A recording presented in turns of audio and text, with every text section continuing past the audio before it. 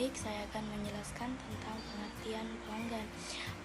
Pelanggan merupakan seseorang, instansi, lembaga, ataupun organisasi yang langsung membeli produk dari Anda atau jasa perusahaan secara rutin atau berkesinambungan, karena produk atau jasa yang dibelinya merasa sangat bermanfaat. Mereka dapat berupa distributor, pengecer, dan sebagainya. Pelanggan juga ialah orang yang menjadi pembeli produk yang telah dibuat dan dipasarkan oleh sebuah perusahaan, di mana orang ini bukan hanya sekali membeli produk tetapi berulang-ulang. Sedangkan menurut Nasution, pelanggan suatu perusahaan adalah orang yang membeli dan menggunakan produk suatu perusahaan. Menurut Gasper, dalam laksana pengertian pelanggan ada 3. Yang pertama, pelanggan internal atau internal customer merupakan orang yang berada dalam perusahaan dan memiliki pengaruh pada formasi pekerjaan atau perusahaan kita. Yang kedua, pelanggan antara atau intermediate customer merupakan mereka yang bertindak atau berperan sebagai perantara, bukan sebagai pemakai akhir produk itu. Yang ketiga, pelanggan eksternal atau external customer merupakan pembeli atau pemakai akhir produk itu, yang sering disebut sebagai pelanggan nyata atau real customer. Pengertian pelanggan menurut ahli. Yang pertama yaitu menurut Nasution dan Gasper, pelanggan adalah semua orang yang menuntut organisasi untuk memenuhi standar kualitas tertentu dan karena memberikan pengaruh pada kinerja organisasi. Yang kedua, menurut Bean dan Mayne memberikan beberapa definisi. Yang pertama yaitu orang yang tidak bergantung pada perusahaan tapi sebaliknya. Yang kedua, orang yang membawa organisasi untuk mengikuti keinginannya. Dan yang ketiga, orang yang teramat penting yang harus dipuaskan. Pengertian pelanggan menurut para ahli yang ketiga yaitu menurut Gitono dan Diana mendefinisikan pelanggan sebagai orang yang membeli dan menggunakan produknya. Yang keempat, yang menurut Darmesta dan Handoko, pelanggan adalah individu-individu yang melakukan sebuah pembelian untuk memenuhi kebutuhan pribadinya atau konsumsi rumah tangga. Yang kelima yaitu menurut Pamitra, pelanggan adalah individu pembuatan keputusan yang menyebabkan seseorang harus terlibat atau tidak dalam pembelian suatu produk. Yang keenam, menurut Supranto, pelanggan adalah setiap individu yang menerima suatu jenis barang atau jasa dari beberapa orang lain atau kelompok orang. Yang terakhir yaitu menurut Lopiadi, pelanggan adalah seorang individu yang secara kontinu dan berulang kali datang ke tempat yang sama untuk memuaskan keinginannya dengan memiliki suatu produk atau mendapatkan suatu jasa dan memuaskan produk atau jasa tersebut. Jenis pelanggan. Secara umum, jenis pelanggan dibagi ke dalam 3 jenis. Saya akan menjelaskan bagian pertama, yaitu pelanggan internal. Pasti masih banyak teman-teman yang tidak mengetahui apa itu pelanggan internal. Nah, pelanggan internal itu sendiri adalah pelanggan yang berasal dari lingkup dalam perusahaan yang membeli suatu produk atau layanan untuk dijual kembali ke orang lain. Jadi, dengan kata lain, bahwa pelanggan internal dapat berupa agen, lembaga, atau organisasi yang mendistribusikan produk atau layanan jasa yang sebuah perusahaan telah buat. Untuk lebih jelasnya lagi, bahwa pelanggan internal bisa dikatakan sebagai perwakilan penjualan yang bekerja sama dengan sebuah perusahaan. Jadi, pelanggan internal itu bukanlah sebuah individu ataupun lembaga atau organisasi yang menggunakan produk atau layanan jasa sebuah perusahaan secara langsung untuk mereka gunakan sendiri. Nah, pelanggan internal juga memiliki sebuah kesepakatan bekerjasama dengan sebuah perusahaan. Hal itu dilakukan untuk mencapai dan memperoleh keuntungan bersama. Kemudian, dalam memaksimalkan kinerjanya, pelanggan internal membutuhkan sebuah kolaborasi yang baik dan juga kerja tim yang beriringan untuk mendapatkan pelanggan akhir yang sebanyak-banyaknya. Selain itu, pelanggan internal juga membutuhkan sebuah sistem dan struktur kerja yang efisien untuk mewujudkannya. Jenis pelayanan yang kedua ialah pelanggan eksternal. Pelanggan eksternal adalah pelanggan yang menggunakan produk atau layanan jasa dari suatu perusahaan. Pelanggan eksternal dapat disebut sebagai pelanggan akhir. Cara utama untuk mendapatkan kepercayaan dan loyalitas dari pelanggan eksternal adalah dengan membuat produk yang berkualitas dan sesuai dengan kebutuhan pelanggan. Dengan begitu, pelanggan akan mendapatkan manfaat produk Anda dan biasanya akan secara berkala menggunakan produk tersebut karena kepuasan mereka terhadap produk yang Anda buat. Selain itu juga, mereka akan cenderung merekomendasikan produk yang mereka sukai kepada kerabat atau rekan-rekannya.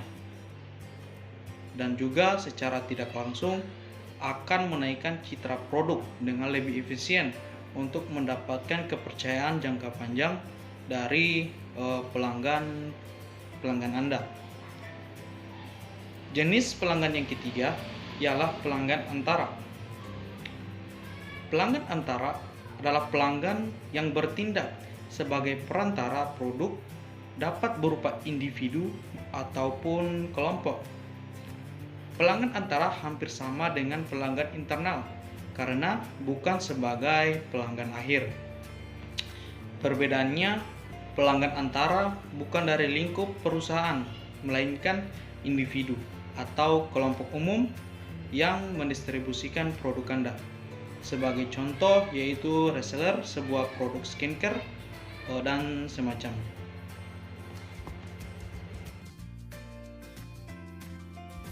Adapun beberapa karakteristik pelanggan yang perlu kita ketahui bersama-sama ialah yang pertama, pelanggan pemula. Pelanggan pemula ini biasanya pelanggan yang suka sekali banyak bertanya, tetapi pelanggan ini juga merupakan calon di masa yang akan datang. Selanjutnya yang kedua ialah pelanggan yang curiga.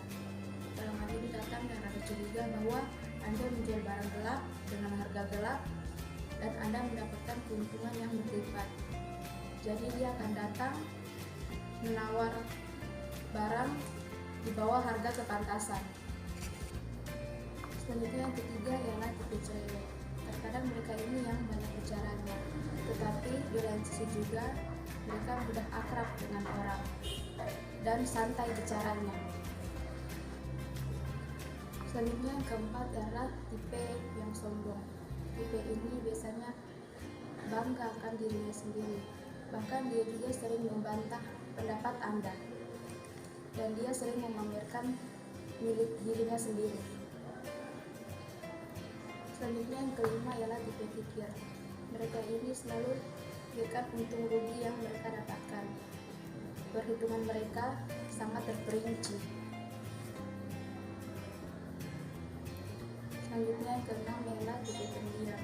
Mereka ini yang tidak banyak bicaranya, tetapi mereka akan bicara pada hal-hal yang penting saja. Selanjutnya yang ketujuh ialah tipe pembanding. Tipe ini biasanya mereka yang sangat paham tentang produk atau jasa yang Anda tawarkan, sehingga Anda sangat sulit untuk menaklukkan mereka. Selanjutnya yang kedelapan adalah pelanggan pengadu domba. Pelanggan yang ini adalah pelanggan yang suka mengadu domba. Pelanggan ini juga sering membandingkan barang atau jasa di tempat lain dengan barang atau jasa yang Anda tawarkan. Selanjutnya yang kesembilan adalah pelanggan yang selalu marah. Pelanggan yang selalu marah ini adalah pelanggan yang sering memberikan kritikan tajam kepada produk atau jasa yang Anda tawarkan, sehingga untuk mengatasi pelanggan ini adalah hanya perlu diam tanpa memberikan argumentasi. Selanjutnya yang ke-10 adalah pelanggan yang tidak sabar. Pelanggan ini adalah pelanggan yang terlihat dan selalu terburu-buru. Pelanggan ini juga tidak menunggu penjelasan tentang produk atau jasa yang Anda tawarkan. Selanjutnya yang ke-11 adalah pelanggan yang baik hati. Pelanggan ini adalah pelanggan yang sabar dan bijaksana dalam produk atau jasa yang Anda tawarkan kepada mereka. Yang ke-12 yaitu pelanggan cerewet. Pelanggan ini adalah pelanggan yang banyak berbicara tentang produk atau jasa yang Anda tawarkan. Sehingga untuk mengatasi pelanggan ini, Anda perlu menguasai data-data